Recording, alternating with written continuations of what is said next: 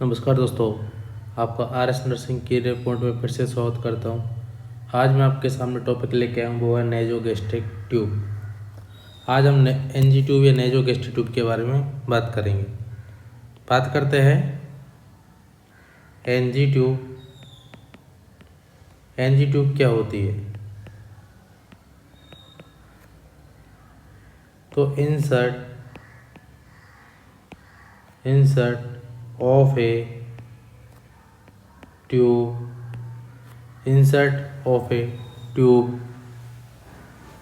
Through nose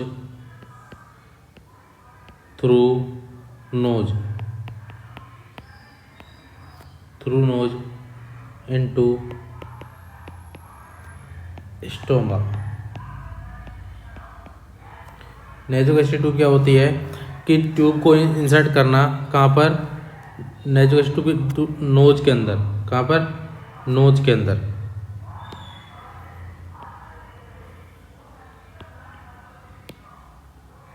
nose के अंदर क्या करना? इंसर्ट करना, वो कहलाता है एनजी ट्यूब या नेज़ोगैस्ट्रिक ट्यूब। और हमें बात करते हैं हम इसके पर्पज की। इसके पर्पज क्या क्या होते हैं?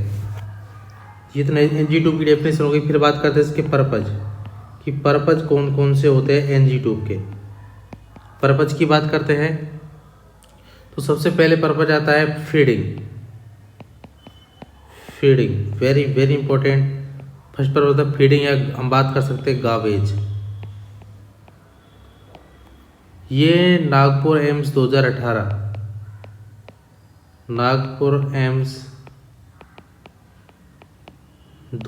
के अंदर पूछा हुआ सवाल। एनजी ट्यूब का पर्पज क्या होता है? गार्बेज के लिए। गार्बेज को होना है गिवन, कोई फीडिंग देना होता है गार्बेज। अगर कोई पॉइजन वगैरह खा लिया उस कंडीशन में हम क्या करते हैं? लावेज। रिमूव करने के लिए हम किसका यूज करते हैं? लावेज का। क्लियर? तो हमने बात की गार्बेज की। तो गार्बेज क्या हो गया कि फीडिंग देना, वो क्या क्या कहलाता है? गार्बेज। क्लियर? ये नागपुर एम्स के अंदर 2018 के अंदर पूछा हुआ सवाल है। देन वॉश करना। वॉश किसको करना? Stomach irrigation. स्टोमक का इरिगेशन करना या लावेज करना, उस कंडीशन के अंदर भी हम किसका यूज करते हैं? एनजी ट्यूब का। देन स्टोमक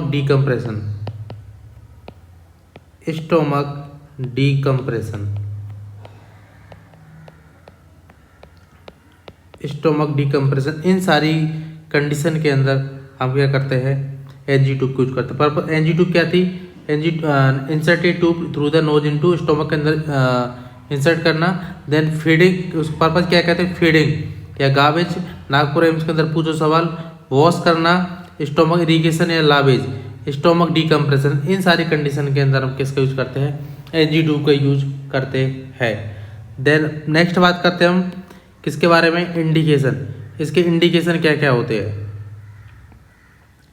इंडिकेशन की बात करते हैं हम। इंडिकेशन, आई होप आपको वीडियो पसंद आ रही होगी। ज़्यादा से ज़्यादा लोगों को शेयर करें। इंडिकेशन की बात करते हैं हम तो स्टोमक पॉइजनिंग। के अंदर इस फर्स्ट इंडिकेशन क्या हो? Stomach poisoning. Then unconscious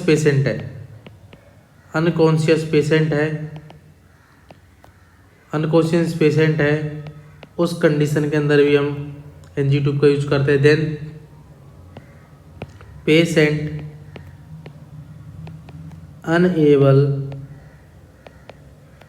unable to swallow. अगर वो पेशेंट है वो स्वेलो नहीं कर पा रहा है, खा नहीं पा रहा है, उस कंडीशन के अंदर भी हम एनजी ट्यूब यूज करते हैं।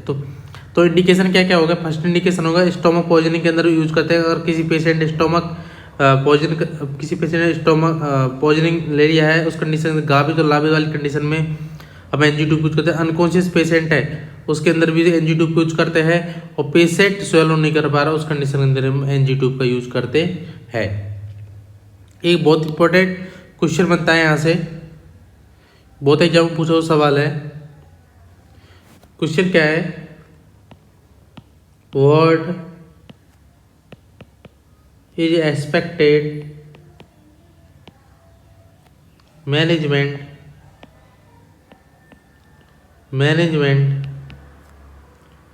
of patient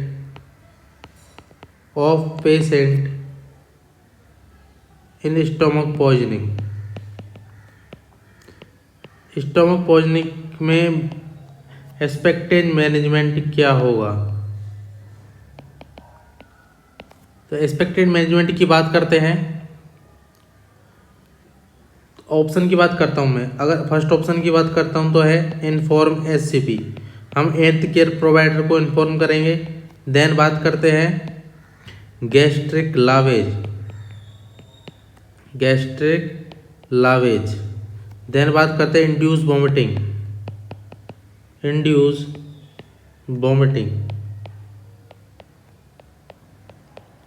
देन बात करते हैं एडमिनिस्टर्ड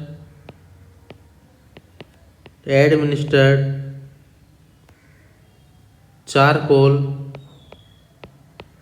एंड एंटीडोट। एग्जाम में इस तरीके के सवाल पूछे जाते हैं और हमको आंसर क्या देना होता है, ये क्वेश्चन के ऊपर डिपेंड करता है। देखिए क्वेश्चन में क्या पूछा कि what is the expected management क्या है पेशेंट है अगर पॉइजनिंग खाया है तो स्टोमक पॉइजनिंग हो गया पेशेंट को, तो हम क्या करेंगे, इन्फॉर्मेसिव भी करेंगे, गैस्ट्रिक लावेज करेंगे, इंड्यूस वॉमिटिंग करेंगे, एडमिनिस्टर चारकोल करेंगे। तो इसे करेक्ट आंसर की बात करते हैं तो कि गैस्ट्रिक लावेज करते हैं, B is the correct answer.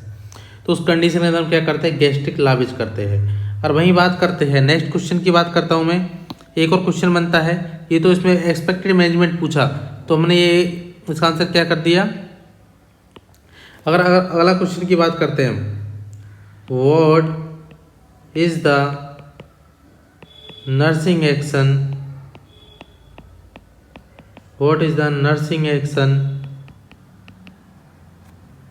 When patient came in emergency department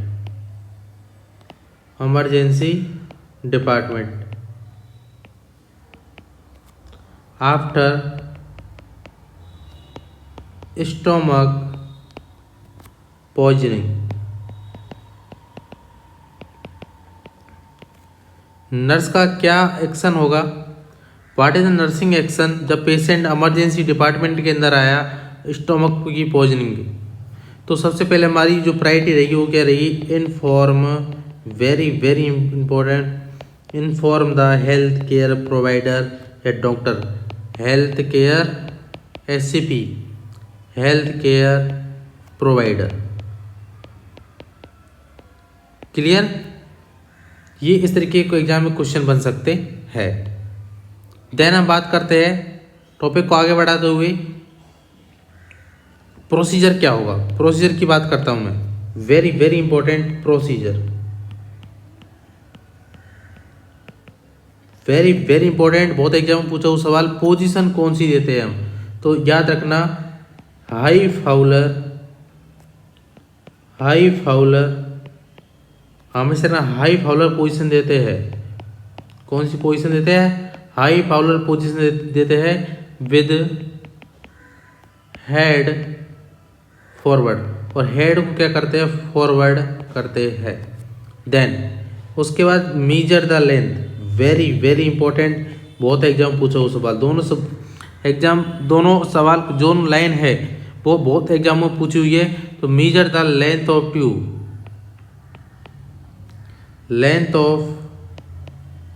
tube, तो इसको मेजर करने के लिए हम क्या करते हैं, देखिए सबसे पहले जो एनजी ट्यूब होती है उसको लेते हैं, फिर उसको nose to ear lobe measure करते हैं। Then year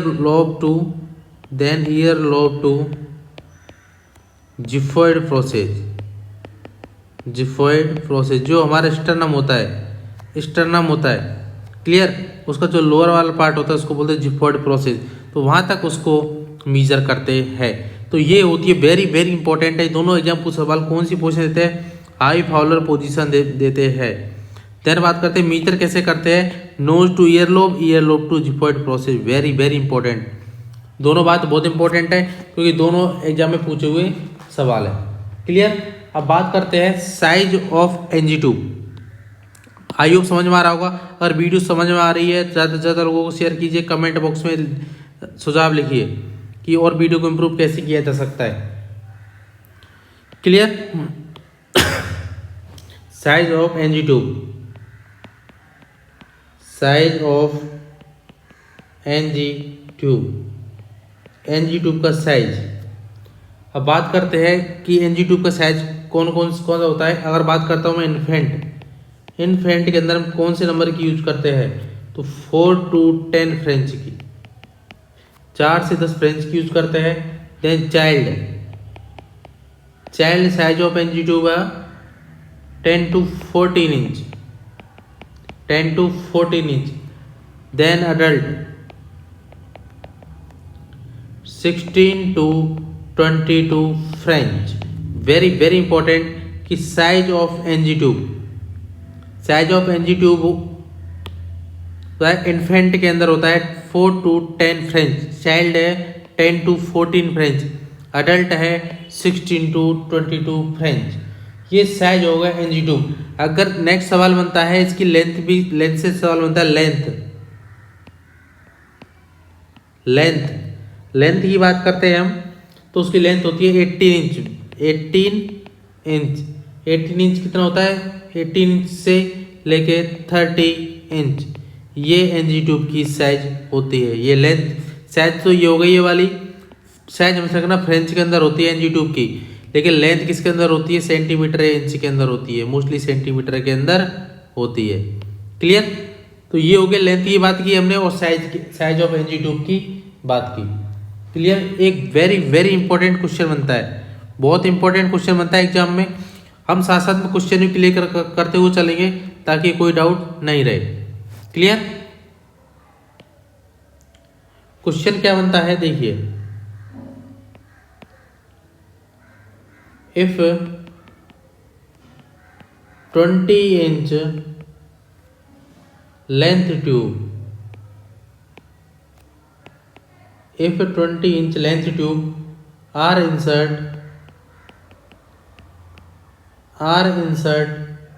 to a patient,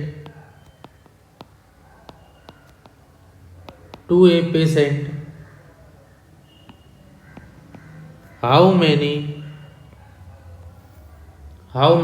inch inside the nose.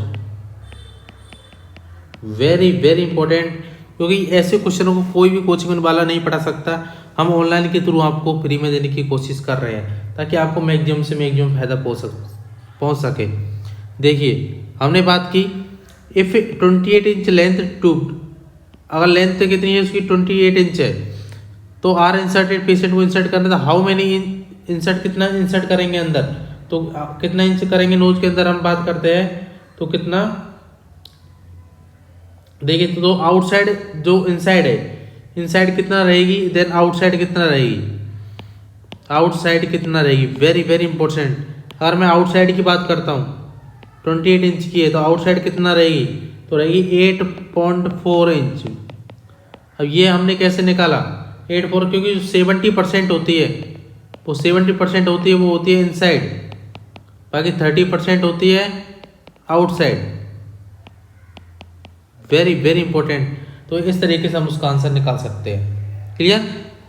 तो इनसाइड कितनी हो गई इसकी 70% हो गई और आउटसाइड 30% हो गई, तो आउटसाइड का आंसर निकाल 8.4 इंच है, उसको हम क्या करेंगे आउटसाइड रखते हैं। एग्जाम में इस तरीके का सवाल बन सकता है। क्लियर। देन आगे चलते हैं, ये एग्जाम कॉम्पिटिटिव एग्जाम के हिसाब से बहुत इंपॉर्टेंट क्वेश्चन है, क्योंकि जो एम्स का लेवल है, नोटसेट का लेवल है, वो एसआईसी का लेवल है, वो उसी लेवल का सवाल बनता है। देन है नोट मीन्स होता है बहुत इंपॉर्टेंट सवाल, बहुत इंपॉर्टेंट क्वेश्चन। लुब्रिकेंट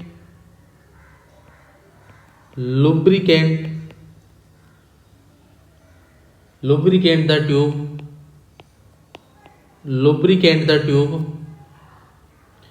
ट्यूब को कितना लुब्रिकेट करते हैं? 3 to 5 inch with very very important with water soluble jelly, with water soluble jelly. Water soluble jelly से हम 3 to 5 इंच लुब्रिकेट करते हैं। एनजी ट्यूब को 3 to 5 इंच लुब्रिकेट करते हैं।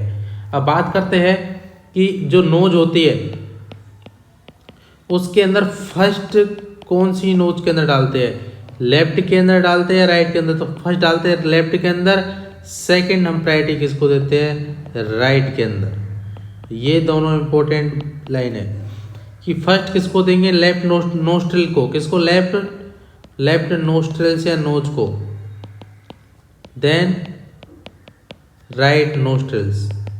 ये एग्जाम में पूछे हुए क्वेश्चन है। क्लियर? देन आगे चलते हैं, हम डायरेक्ट बात करते हैं check the placement.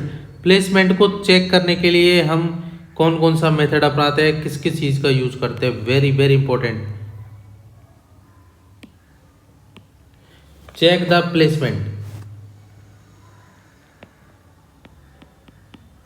Check the placement. जो ये हमारी क्लास है वो थ्योरी क्लास है, क्योंकि जब एग्जाम हमारा एग्जाम आएगा उस टाइम हम क्या करेंगे? हम डेली क्वेश्चन सेशन चलाएंगे, मैक्सिमम 50 क्वेश्चन डेली सॉल्व करेंगे। अभी थ्योरी पढ़ लेते हैं, उसके बाद हम क्या करेंगे? क्वेश्चन सेशन चलाएंगे ताकि आपके क्वेश्चन क्लियर हो जाए। तब तक हम थ्योरी क्लास को कंटिन्यू करते हैं। क्लियर? तो सबसे पहले बात करते हैं प्लेसमेंट। वेरी बहुत है पूछा हुआ। एक्सरे होता है वो कन्फर्मेटिव प्लेसमेंट। बहुत एग्जाम पूछा हुआ सवाल है कि कन्फर्मेटिव टेस्ट होता है एनजी ट्यूब को प्लेसमेंट के लिए देखने के लिए क्या होता है? X-ray. Very very important, 3 star. Clear? Then हम पीएच को भी चेक कर सकते हैं। पीएच लेस देन कितनी होगी? 4। और बात करते हैं, हम साउंड सुनते हैं। Listen whose sound. Listen whose sound. Whose sound सुनते हैं किसके द्वारा? Y use of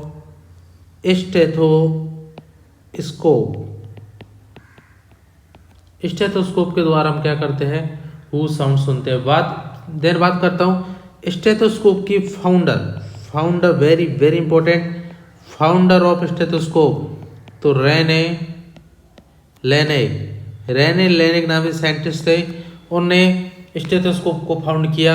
then Renee लेनिक ने लिवर सिरोसिस की भी खोज की थी। Founder of liver cirrhosis. Founder of liver cirrhosis. Clear? तो हम साउंड सुनने के लिए हम किसका यूज करते हैं? स्टेथोस्कोप का यूज करते हैं। देन एक क्वेश्चन बनता है एग्जाम में, बहुत इंपॉर्टेंट क्वेश्चन बनता है यहां से। वो क्वेश्चन अभी सेल्फ सॉल्व करते हैं हम कि किस तरीके का क्वेश्चन बनता है। एग्जाम में हमारा ध्यान मोस्टली कहाँ जाता है? देखिए,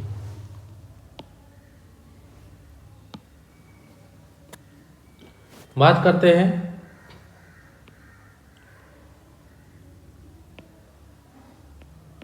क्वेश्चन किस तरीके का एग्जाम में पूछा जाता है।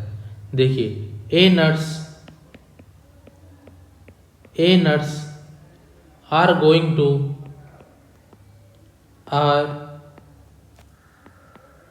To feed with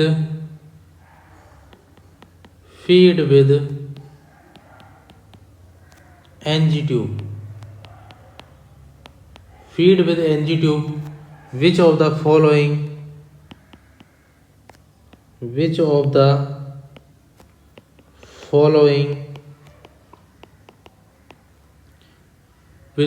following action by nuts action by nurse to check accurate placement of ng tube, accurate placement of ng tube। Option की बात करते हैं हम, X-ray, then pH, then auscultation,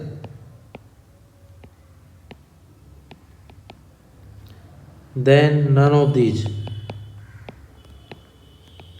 exam में ऐसा सवाल आता है, हमको क्वेश्चन को समझना पड़ता है, क्वेश्चन क्या पूछना चाह रहा है। देखिए क्वेश्चन पूछा, एक नर्स फीड दे रही है पेशेंट को एनजी ट्यूब के थ्रू, तो कौन सा नर्सिंग एक्शन होगा एक्यूरेट प्लेसमेंट एनजी ट्यूब के लिए। तो हमारा दिमाग जाता है, जब एक्यूरेट आता है, एक्यूरेट पूछता है तो हमारा दिमाग किस पे जाता है, एक्सरे पे। लेकिन क्वेश्चन में क्या पूछा है, देखिए पेशेंट को फीड दे रही है नर्स एनजी ट्यूब, फीडिंग के टाइम हम बार बार हम एक्सरे नहीं कर सकते हैं, तो हम सबसे करेक्ट आंसर क्या होगा, वो होता B is the correct answer.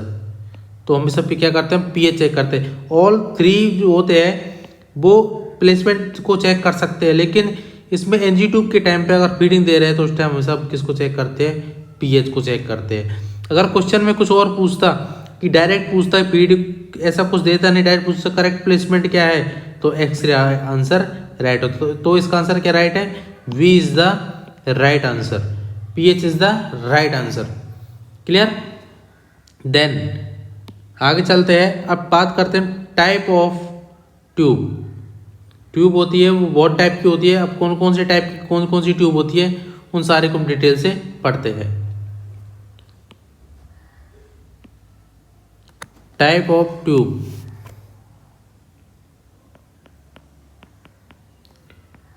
Type of tube. तो सबसे पहले बात करते हैं किसकी, NG tube. NG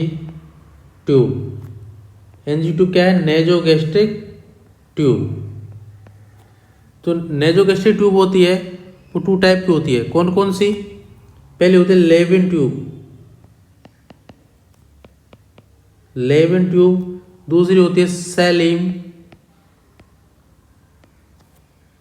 sump tube. Clear. ये ट्यूब होती है सिंगल ल्यूमन होती है, लेविन होती है कौन सी, सिंगल ल्यूमन होती है, ये होती है डबल ल्यूमन ट्यूब। क्लियर। इसमें बात करते हैं, इसमें फीडिंग पार्ट होता है, सिर्फ में फीडिंग के लिए यूज करते हैं। देन इसमें हम क्या करते हैं, इसमें सक्शन पोर्ट होता है, प्लस फीडिंग पोर्ट होता है। ये इनमें डिफरेंस होता है, feeding port. Clear.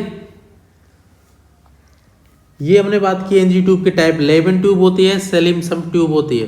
Lewin tube की बात की हमने, सिंगल ल्यूमन होता है, फीडिंग के लिए यूज करते हैं। सैलिम सम्प की बात की, डबल ल्यूमन होती है, सक्शन पोर्ट होता है, फीडिंग पोर्ट होता है। ये हमने बात की एनजी ट्यूब के।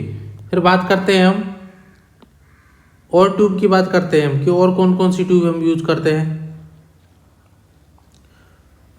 फिर बात करता हूं मैं इंटेस्टाइनल ट्यूब।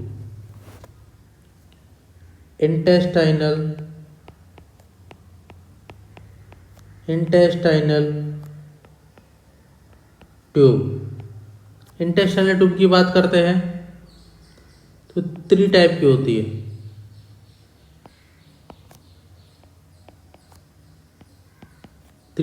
है। फर्स्ट बात करते हैं कैंटर ट्यूब। आई होप आपको समझ में आ रहा होगा। Then Harris tube, then Miller Abbott tube. ये इंटेस्टाइनल ट्यूब के पार्ट होते हैं। ये कैंटर ट्यूब होती है, सिंगल ल्यूमन होती है, सिंगल ल्यूमन। हैरिज भी सिंगल ल्यूमन होती है, सिंगल ल्यूमन। जो मिलर अबॉट होती है वो डबल ल्यूमन होती है। वेरी वेरी इंपॉर्टेंट, जो मिलर अबॉट होती है डबल ल्यूमन होती है। क्लियर। देन ये तो हमने बात की इंटेस्टाइनल ट्यूब के बारे में। अब बात करते हैं ईसोफेजियल गैस्ट्रिक ट्यूब। सारी ट्यूबों के बारे में बात कर ले ताकि हमें कोई कंफ्यूजन नहीं रहे।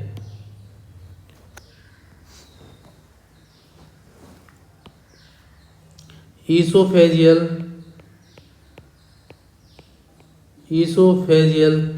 गैस्ट्रिक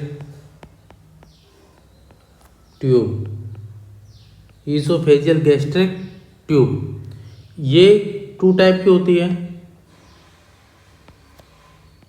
अब बात करते हैं पहली कौन सी होती है, सेंगस्टेकन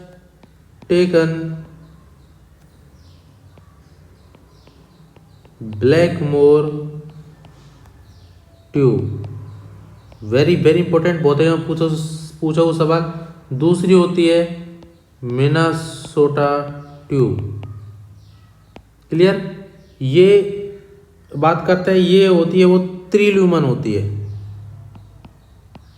त्रिल्यूमन होती है। देन ये बात करते हैं जो मिनासोटा होती है कितनी होती है, 4 ल्यूमन होती है। क्लियर।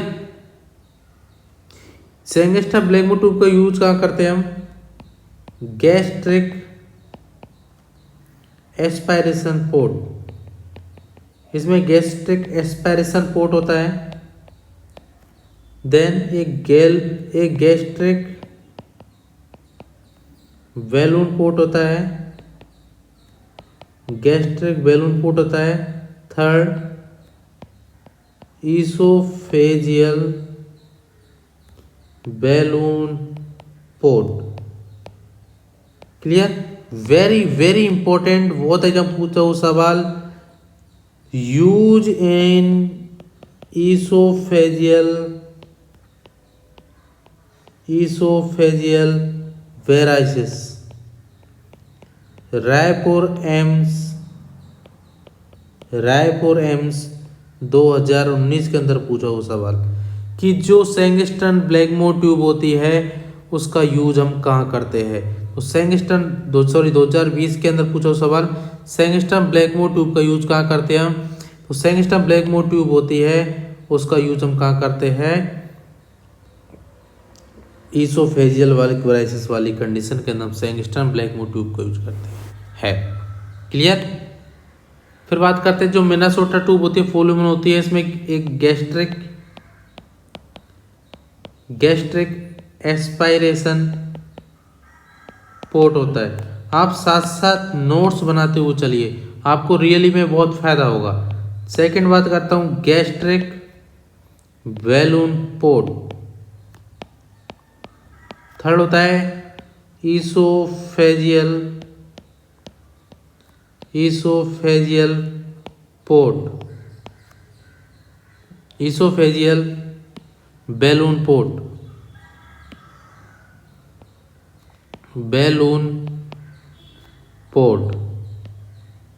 फोर्थ होता है oesophageal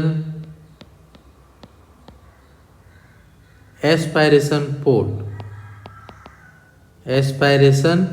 port. Clear.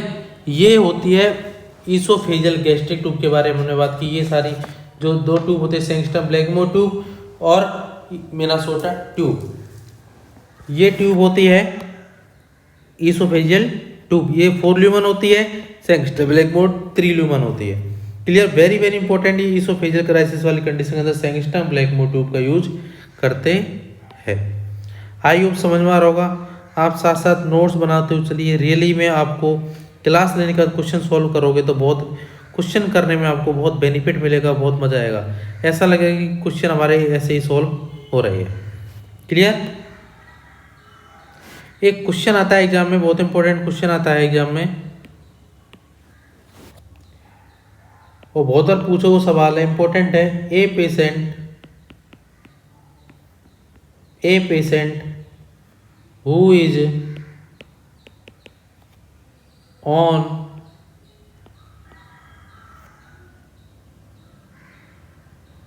saying has taken Blackmore tube. Blackmore tube. Suddenly,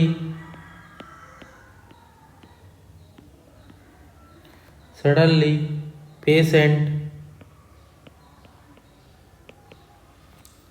experience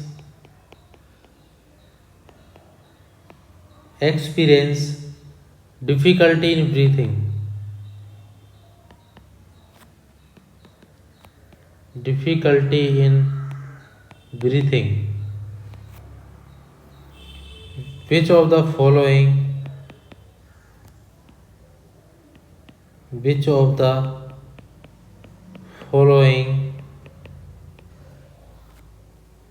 action should the nurse?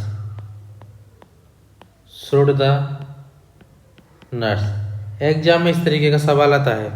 Option की बात करते हैं हम। फर्स्ट ऑप्शन की बात करता हूं, O2 एडमिनिस्टर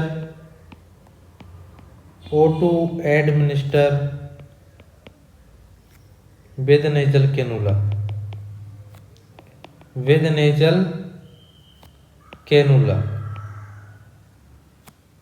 बी ऑप्शन की बात करता हूं, elevate head of bed. Option C की बात करते हैं, cut and remove the tube. D option की बात करते हैं, नोटिफाई द SCP। एग्जाम में ऐसे सवाल बहुत इंपॉर्टेंट होते हैं। क्वेश्चन क्या कह रहा है, एक पेशेंट सेंगस्टम ब्लैकमोर ट्यूब पे है, पेशेंट को सडनली एक ब्रीथिंग इन डिफिकल्टी या डिस्निया होने लग गया, तो नर्स का क्या एक्शन होगा? ए ऑप्शन बोल रहा है O2 administer with nasal cannula के थ्रू O2 एडमिनिस्टर करेंगे। बी ऑप्शन कह रहा है एलिवेट हेड ऑफ बेड पे हेड को एलिवेट करेंगे। सी कह रहा है cut and remove the tube को कट करेंगे, रिमूव करेंगे। और डी ऑप्शन बोल रहा है जो हेल्थ केयर प्रोवाइडर उसको नोटिफाई करेंगे। तो करेक्ट आंसर क्या होता है? C is the correct answer, cut and remove the tube. Very very important. तो हमेशा कीप बेड साइड सीजर, हमेशा याद रखना बेड साइड। हमको जब सेंगस्टम ब्लैकमोर ट्यूब लगी हुई होती है उस टाइम हम क्या करते हैं, उस टाइम हम किसको यूज करते हैं?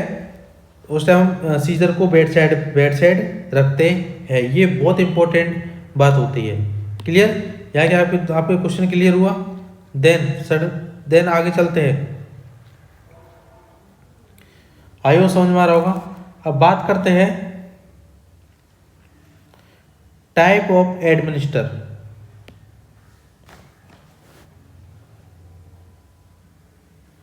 टाइप ऑफ एडमिनिस्टर जो NG2 के थ्रू जो फीडिंग देते हैं उसके टाइप कौन कौन से होते हैं? तो पहला टाइप होता है बोलस। हम बोलस के थ्रू दे सकते हैं। बोलस मीन्स क्या होता है? एक नॉर्मल फीडिंग पैटर्न होता है, नॉर्मल फीडिंग पैटर्न होता है। क्लियर? अब बात करते हैं formula is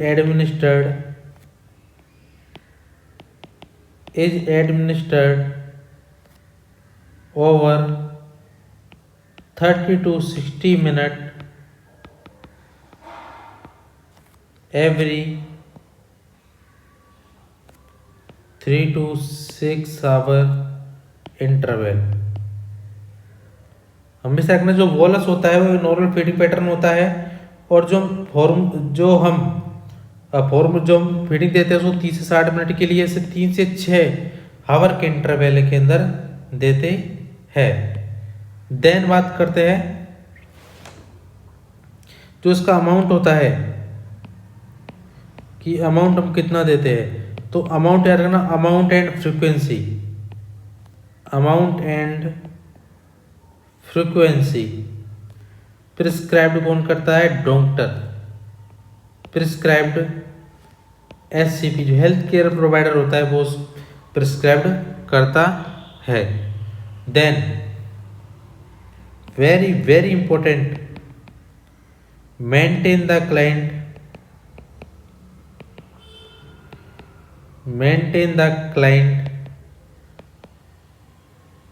in high fowler position for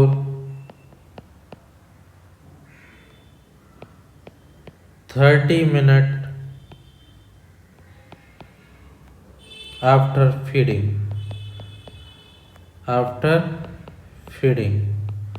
याद रखना सॉरी,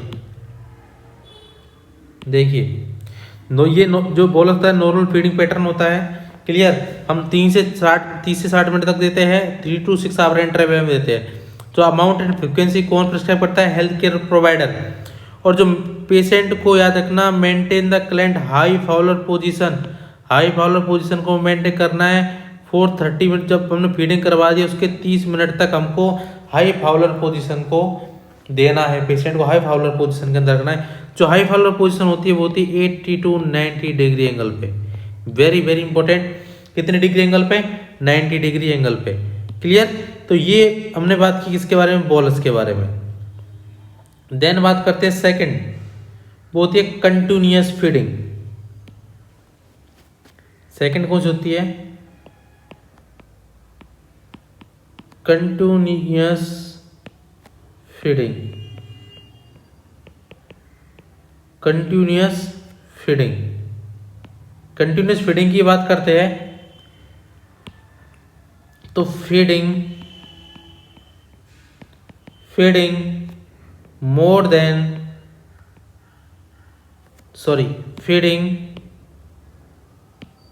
फॉर 24 आवर। फीडिंग है वो कितने टाइम के लिए? 24 आवर के लिए देते कंटिन्यूस फीडिंग को। और इसके लिए हमें याद रखना इन्फ्यूजन पंप यूज करते हैं। क्या करते हैं? इन्फ्यूजन पंप यूज करते हैं। देन थर्ड बात करते हैं हम साइक्लिकल फीडिंग की बात करते हैं हम। तो फीडिंग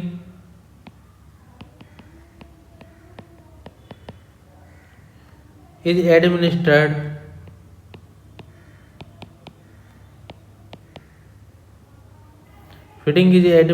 at night। तो साइक्लिंग फीडिंग है वो नाइट टाइम दी जाती है और day time mostly night time and day time दी जाती है, क्लियर। कितने? 12 आवर्स के लिए। जो साइक्लिंग फीडिंग वो 12 आवर्स के हिसाब से दी जाती है। तो ये हमने बात की कंटिन्यूस फीडिंग के बारे में बात की। जो कंटिन्यूस फीडिंग है वो 24 आवर्स के लिए और जब हम यूज करते हैं, लेकिन साइक्लिक फीडिंग होती है वो या तो नाइट टाइम में या दिन टाइम में। कितने टाइम के लिए? 12 आवर्स के लिए यूज करते हैं, क्लियर। देन कुछ इंपॉर्टेंट लाइन है जो बहुत एग्जाम में पूछी हुई है। हम उन लाइनों को हम नोट डाल के लिखेंगे, क्लियर। आई होप समझ में आ रहा होगा। लेक्चर आज का बहुत बड़ा है, आपको बोर नहीं होना है, क्लास को कंटिन्यू रखना है, क्लियर। क्योंकि अब लाइफ में बोर नहीं होना है। जब तक हमारी जॉब नहीं लगेगी हम लाइफ में बोर नहीं होंगे, क्लियर। तो नोट डाल के लिखते हैं हम कुछ इंपॉर्टेंट लाइन जो मोस्टली एग्जाम में पूछी जाती है। देखिए सबसे मैंने बात की पोजीशन। तो पोजीशन कौन सी रखते हैं? हमेशा याद रखना पोजीशन मैंने बताई कौन सी? High Fowler position. कौन सी? High Fowler position. High Fowler position रखते हैं।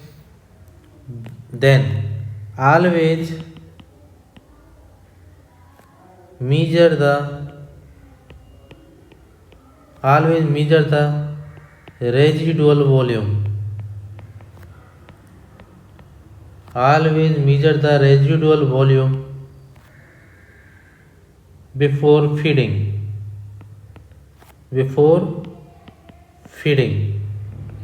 हमेशा रेजिडुअल वॉल्यूम को हमेशा फीडिंग देने से पहले रेजिडुअल वॉल्यूम होता है, उसको हमको चेक करना होता है। क्लियर? देन आगे चलते हैं। If residual volume more than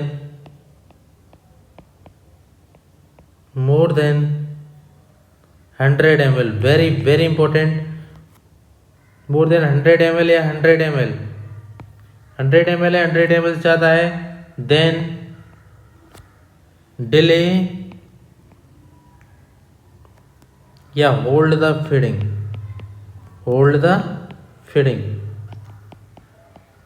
अगर जो हमारा रेजिडुअल वॉल्यूम 100 ml है या 100 ml से ज़्यादा है तो हम रेजिडुअल वॉल्यूम को क्या करते हैं, हम होल्ड करते हैं।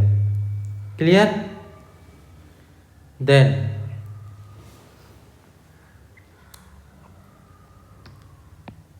Assess wall sound,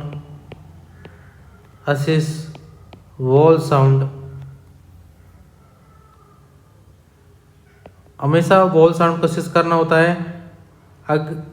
if wall sound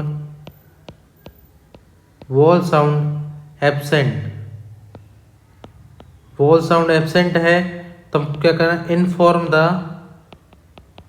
inform करना है किसको, inform the SCP and hold the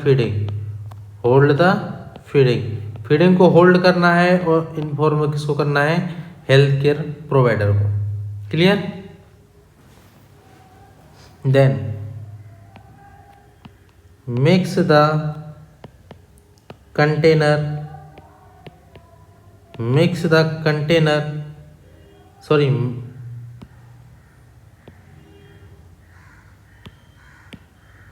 mix the medication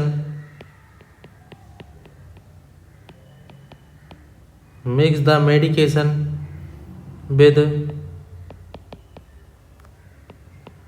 15 to 30 ml of water, then install 30 to 50 ml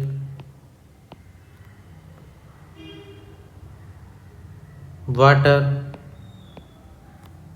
then clamp the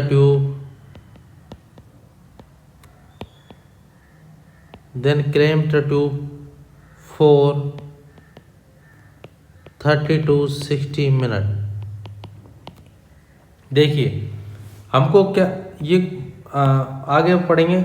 सबसे पहले पोजीशन बात की, पोजीशन कौन सी, हाई फाउलर पोजीशन। हमेशा रेजिडुअल वॉल्यूम को चेक करना होता है every feeding.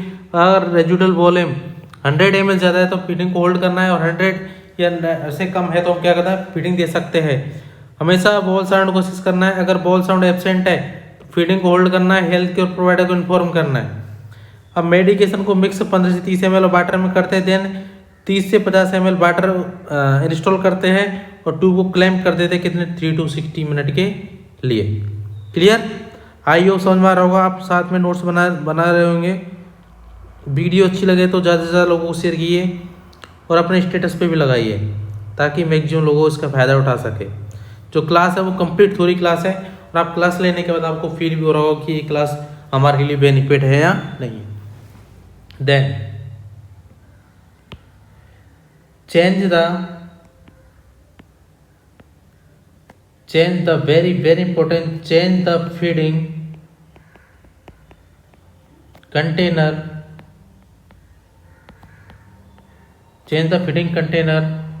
and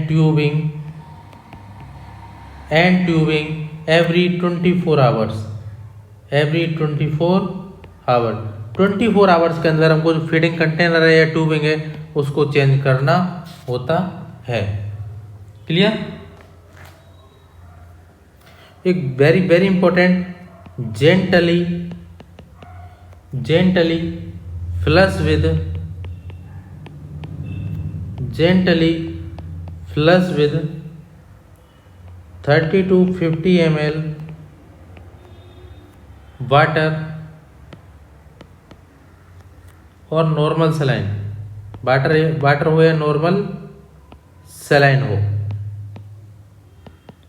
clear?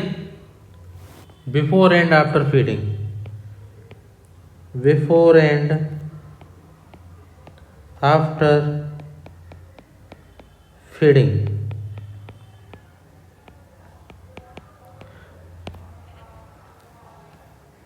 Clear? बात करते हैं, अब देखिए जो कंटेनर है, जो कंटेनर है हम उसको 24 आवर्स के अंदर चेंज करते हैं। कंटेनर हो या ट्यूबिंग हो, 24 आवर्स के अंदर चेंज करते हैं और जेंटली फ्लश करते हैं 30 से 50 ml वाटर या नॉर्मल सलाइन बिफोर फीडिंग देने से पहले एंड फीडिंग देने के बाद। वेरी वेरी इंपॉर्टेंट, फीडिंग देने से पहले, फीडिंग देने के बाद हम क्या करते हैं, जेंटली फ्लश करते हैं नॉर्मल सलाइन या वाटर से। क्लियर? देन फर्दर आगे चलते हैं। वीडियो को ज़्यादा से ज़्यादा शेयर करें, शेयर करना बिल्कुल नहीं भूलें। Clear? Complication of NG tube. जो एनजी ट्यूब है, नेजोगैस्ट्रिक ट्यूब है, से कॉम्प्लिकेशन क्या क्या होंगे? Very very important. देखिए तो डायरिया होता है, very very important. Double star जो मोस्ट कॉमन होता है, मोस्ट कॉमन कॉम्प्लिकेशन कौन सा होता है? डायरिया। वॉमिटिंग हो सकती है। देन एस्पायरेशन, पेशेंट एस्पायरेट कर सकता है। देन क्लोज्ड ट्यूब क्लॉग्ड हो जाती है, ट्यूब क्या हो जाती है? क्लॉग्ड हो जाती है। क्लियर? ये उसके हो गई कॉमन कॉम्प्लिकेशन। जो डायरिया जो मोस्ट कॉमन है, वॉमिटिंग हो सकती है, पेशेंट एस्पायरेशन कर सकता है और ट्यूब क्लॉग्ड हो सकती है। ये कॉम्प्लिकेशन हो गए किसके? नेजोगैस्ट्रिक ट्यूब के। देन वेरी वेरी इंपॉर्टेंट, बहुत एग्जाम पूछो सवाल कि इसको रिमूव करने का तरीका क्या होता है। Remove of the NG tube, remove of the NG tube, nasogastric tube को रिमूव कैसे करते हैं? देखिए हमेशा check gag reflex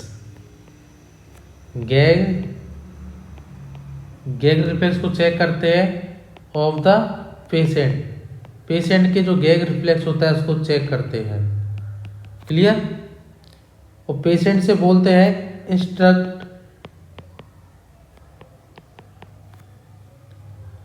to patient for take deep breath and hold. कितने टाइम के लिए? 6 सेकंड के लिए। Very very important. क्लियर? ये हमने रिमूव करने तरीके क्या होता है? एनजी ट्यूब को चेक, हमेशा गैग रिफ्लेक्स को चेक करते हैं, पेशेंट के गैग रिफ्लेक्स होता है उसको चेक करते हैं। और बहुत एग्जाम पूछा हुआ सवाल, पेशेंट को बोलते हैं take deep breath and hold it. कितने टाइम के लिए? 6 सेकंड के लिए। क्लियर? तो ये हमने किसकी बात की? Remove of NG tube. Clear? I hope आपको वीडियो पसंद आई होगी, अगर कोई डाउट लगता है वीडियो के अंदर, कोई भी एनी डाउट लगता है तो आप कमेंट बॉक्स में लिख दीजिए, या जो कॉन्टैक्ट नंबर है 9672848848 या 9649848848 पर कांटेक्ट कर सकते हैं, आपको उसका सोल्यूशन मिल जाएगा। क्लियर? आई होप आपको वीडियो पसंद आई होगी। ऐसी बेहतरीन वीडियो के लिए जुड़े रहिए हमारे चैनल के साथ, और चैनल को शेयर करना ना भूलें और बेल आइकॉन को जरूर दबाएं और चैनल को सब्सक्राइब करें। Okay, thank you.